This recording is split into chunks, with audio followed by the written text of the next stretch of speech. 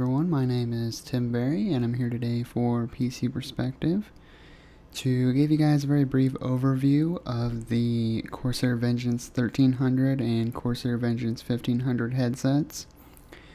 I've actually prepared a very short video for the guys to show off on the podcast, so let's go ahead and just dive right in. So I'm going to start off with the Vengeance 1300. It is Corsair's latest analog headset in the Vengeance lineup.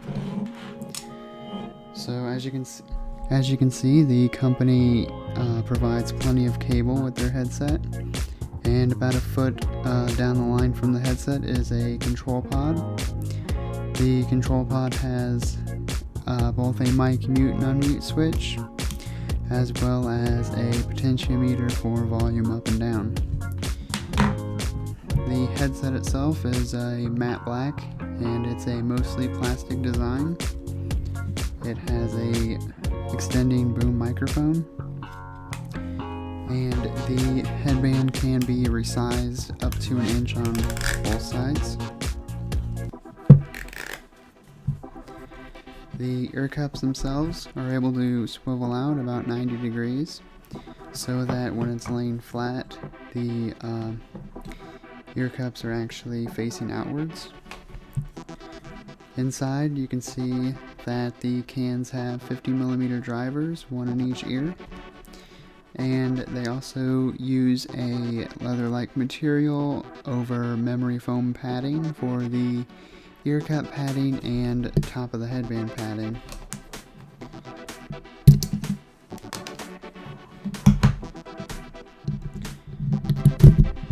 Overall, the Vengeance 1300 delivered decent stereo performance. While I'm not a big fan of the CMSS 3D support, the stereo performance was pretty good, as was the microphone.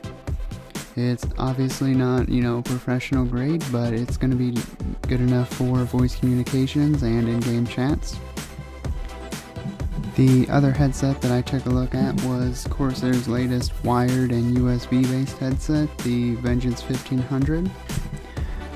Once again, the company provides plenty of cable with their latest headset, except this time, instead of an analog control pod, it's actually digital, and it actually has a C media based sound card in here.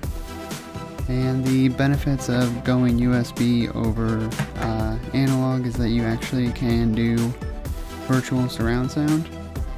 And I do get into that in the review, but overall I was actually pretty impressed with it.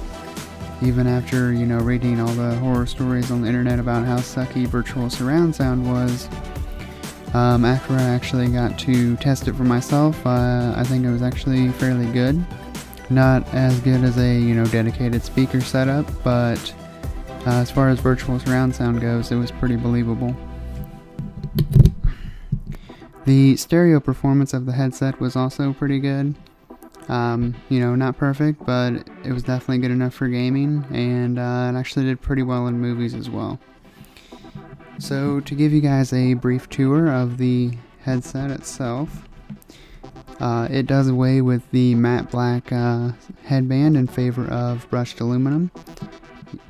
While they do keep the etched Corsair logo, they also do away with the glossy black accents, and they also change the ear cup padding to a microfiber cloth covering memory foam padding. The top of the headband is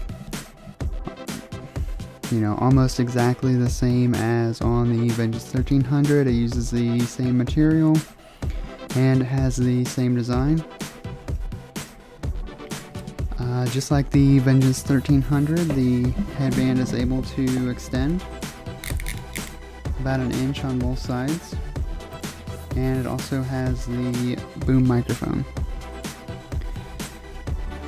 The ear cups on this also swivel out, as I showed you before, and once again you have 50mm drivers, one in each ear, and it is accomplishing the virtual surround sound using some algorithmic magic from Dolby.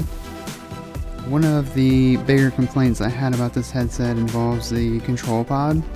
While the buttons themselves are, as clicky as ever, there wasn't really any issue in build quality. The LEDs that Corsair uses are really bright. So I'm actually going to plug it into my laptop here.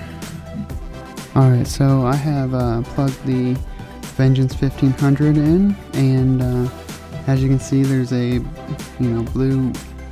blue ring around the volume up and down buttons, and that is provided by an LED. Now when the microphone is muted, it actually turns a reddish orangish color. I know on the camera it's going to come through as more of an orange, but in person it looks a lot more red than it does on the video feed. So it's blinking right now just because it's installing the drivers on my laptop, but once they're installed, it actually does go to a solid red color. Now the red color isn't so bad, but when the mic is live and the LED is blue, these things are really bright, and they'll overpower any little router LEDs or anything like that, and they will light up the room. They're almost like distractingly bright. So I would like to see them either provide some way to dim them down or just turn them off. As much of a fan as I am of blue, it's just a little too bright for my liking. The other downside was the like I said, the virtual surround sound. There were a few tests where it just sort of fell flat, and there were a few times where the performance wasn't really where I thought it could have been, but overall I think it's a decent headset.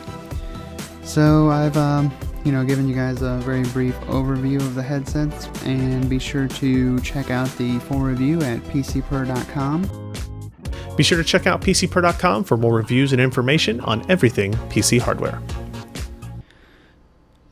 But one thing that I didn't mention that I'll mention right now is pricing. And the Vengeance 1300 actually has an MSRP of $79 USD, while the Vengeance 1500 has an MSRP of $99.